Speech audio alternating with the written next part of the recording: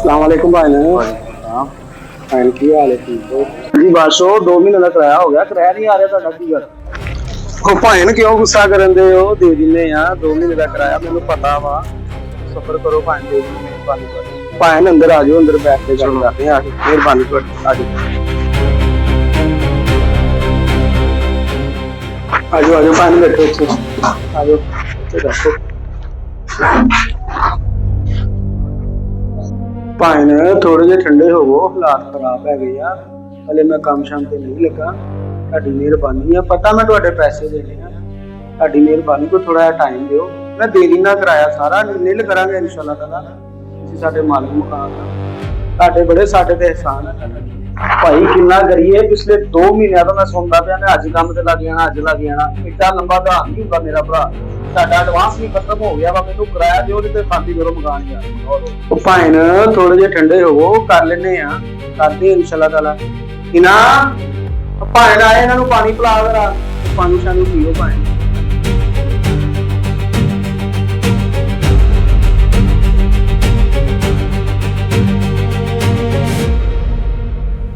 hello पानी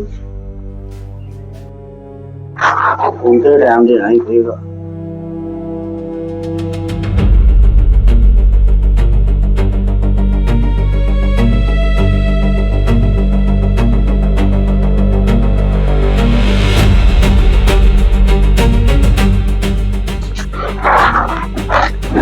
आ जाओ फिर दरवाजा लगा लो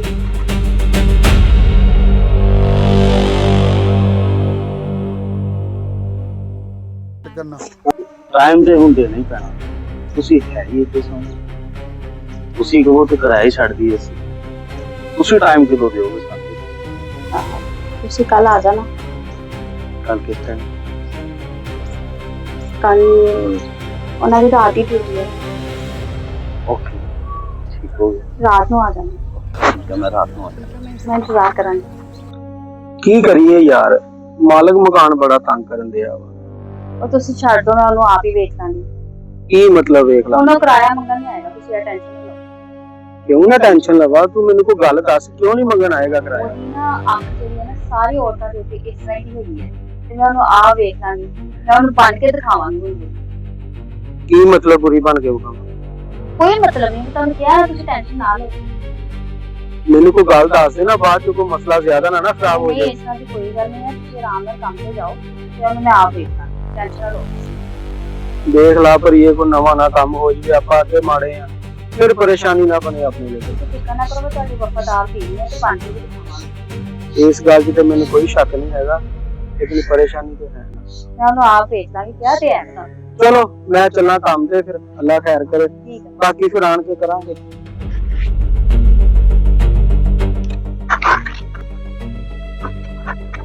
अस्सलाम वालेकुम वालेकुम अस्सलाम की हाल चाल ने चले गए मियां साहब ਉਹ ਤੇ ਕਦੋਂ ਦੇ ਚਲੇ ਗਏ अच्छा मैं बड़ी औखी रात कटी यकीन करो सारी रात सारे गिन गिन के रात कटी ਕੀ ਹੋ ਗਿਆ ਤੁਸੀਂ ਸੋਹਣੇ ਹੀ ਬਹੁਤ ਹੋ ਅੱਛਾ ਸ਼ੁਕਰੀਆ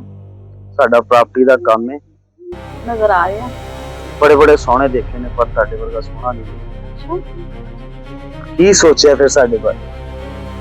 ਸੋਚਣਾ ਕੀ ਹੈ ਤੇ ਤੁਸੀਂ ਸੋਨੇ ਹੋ ਤੇ ਮੈਨੂੰ ਵੀ ਤੇ ਸੋਨੇ ਹੀ ਲੱਗਨੇ ਸੀ ਅੱਛਾ ਜੀ ਹਾਂਜੀ ਚਲੋ ਫਿਰ ਕਿਤੇ ਘੁੰਮਣ ਚੱਲੀਏ ਘੁੰਮਣ ਫਿਰਨ ਨੂੰ ਤੇ ਮੇਰਾ ਵੀ ਦਿਲ ਕਰਦਾ ਹੈ ਲੇਕਿਨ ਨਹੀਂ ਜਾ ਸਕਦੇ ਕਿਉਂ ਨਹੀਂ ਜਾ ਸਕਦੇ ਅੱਜ ਤਾਂ ਉਹਨਾਂ ਨੇ ਜਲਦੀ ਆ ਜਾਣਾ ਹੈ ਤੇ ਫਿਰ ਕਿਦੋਂ ਜਾਣਾ ਕੱਲ ਸਹੀ ਕੱਲ ਹਾਏ ਹੁਣ ਕੱਲ ਦਾ ਵੇਟ ਕਰਨਾ ਪਏਗਾ ਹਾਂ ਵੇਟ ਤਾਂ ਤੁਹਾਨੂੰ ਕਰਨਾ ਹੀ ਪੈਣਾ ਏਡੇ ਲੰਬੇ ਇੰਤਜ਼ਾਰ ਨਾ ਕਰਵਾ ਮੈਂ ਤੇ ਅੱਗੇ ਹੀ ਮਰਿਆ ਪਿਆ ਇਹੀ ਤੇ ਮੈਂ ਚਾਹਨੀ ਆ ਕਿ ਤੈਨੂੰ ਮਾਰ ਹੀ ਦਾਂ ਇਸ ਤੋਂ ਪਹਿਲੇ ਕਿ ਮਰਨ ਸੇ ਬਹੁਤੀ ਦੇਰ ਹੋ ਜਾਵੇ ਤੁਸੀਂ ਜਾਓ ਉਹਨਾਂ ਦੇ ਆਉਣ ਦਾ ਟਾਈਮ ਹੋ ਗਿਆ ਹੈ ਅੱਛਾ ਹਾਂਜੀ ਠੀਕ ਹੈ ਮੈਂ ਚੱਲਦਾ ਫਿਰ ਠੀਕ ਹੈ ਅੱਛਾ ਫਿਰ ਮੈਂ ਚੱਲਦਾ ਕੱਲ ਸਹੀ ਠੀਕ ਹੈ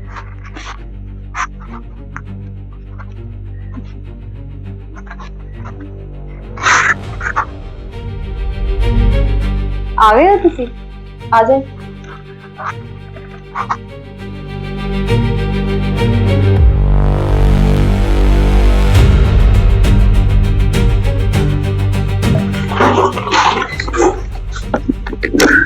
इधर आ, मैं तेरी ऐसी बहन मेरी अभी माफ कर दे गलती तेरे जैसे गंदे बंदे दी मैं सोच भी तुसी औरत तो की समझा कि औरत ਤੁਹਾਡੇ ਪੈਸੇ ਤੇ ਮਰਦੀ ਆ ਨਹੀਂ औरत पैसे ਤੇ ਨਹੀਂ ਮਰਦੀ अगर औरत ਚਾਹੇ ਨਾ ਤਾਂ ਇੱਕ ਸੂਈ ਦੇ ਨਾਲ ਘਰ ਬਣਾ ਵੀ ਸਕਦੀ ਤੇ ਇੱਕ ਸੂਈ ਦੇ ਨਾਲ ਘਰ ਢਾ ਵੀ ਸਕਦੀ ਆ ਕੀ ਗੱਲ ਆ ਭਲੀ ਇੱਥੇ ਬੈਠੀ ਇੰਨੇ ਗੁੱਸੇ 'ਚ ਮਾਲਕ ਮਕਾਨ ਨੂੰ ਕਿਰਾਇਆ ਦੇ ਕੇ ਹਟੀਆਂ ਕੀ ਮਤਲਬ ਤੇਰੇ ਕੋਲ ਤੇ ਪੈਸੇ ਨਹੀਂ ਸੀ ਆਗੇ ਤੂੰ ਕਿੱਥੋਂ ਦੇਤਾ ਐ ਵੇਖ ਮੇਰਾ ਬਟਵਾ ਹੈ ਬਟਵਾ ਹਾਂ ਆ ਬਟਵਾ ਸਮਝਿਆ ਨਹੀਂ ਮੈਂ ਕੀ ਸਮਝਾਵਾਂ ਮੈਂ ਤੁਹਾਨੂੰ ਉਹਨੇ ਮੇਰੇ ਤੇ ਗੰਦੀ ਨਜ਼ਰ ਰੱਖੀ ਹੋਈ ਸੀ ਤੁਹਾਨੂੰ ਦੱਸਿਆ ਸੀ ਨਾ ਮੈਂ ਤੇ ਉਹਨੂੰ ਮੈਂ ਬੜੀ ਚੰਗੀ ਤਰ੍ਹਾਂ ਸਮਝਾਇਆ ਹੁਣ ਨਾ ਕਿਰਾਇਆ ਮੰਗਣ ਆਏਗਾ ਨਾ ਇਹ ਘਰ ਲਵੇਗਾ ਇਹ ਘਰ ਵੀ ਸਾਡਾ ਤੇ ਹੁਣ ਸਕੂਨ ਵੀ ਹੈ ਫਰਕ ਕਰਾਤਾ ਮੈਂ ਗੱਲਾਂ ਕਰਦੇ ਤੋਂ ਬਸ ਐਂ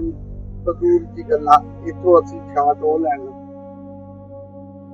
ਗੱਲਾਂ ਤੇ ਜਾਵੇ ਕੋਈ ਹੋਰ ਤੂੰ ਆ ਕੀ ਕੀਤਾ ਉਹਦੇ ਨਾਲ ਵਿਚਾਰੇ ਨੂੰ ਕੁੱਟ ਦਿੱਤਾ ਫੜ ਕੇ ਮਾੜੀ ਗੱਲ ਆ ਕੋਈ ਫੜ ਕੇ ਲੱਤ ਬਾਹ ਤੇ ਤੋੜਦੀ ਚਾਦਰ ਮੰਜੇ ਤੇ ਪਿਆ ਰਹਿੰਦਾ ਉਹਨੂੰ ਵੀ ਤਾਂ ਪਤਾ ਲੱਗੇ ਨਾ ਕਿਸੇ ਦੀ ਔਰਤ ਤੇ ਵੀ ਤਾਂ ਨਜ਼ਰ ਰੱਖਣਾ ਨਹੀਂ ਗਲਤ ਕੀਤਾ ਤੂੰ ਨਹੀਂ ਸੀ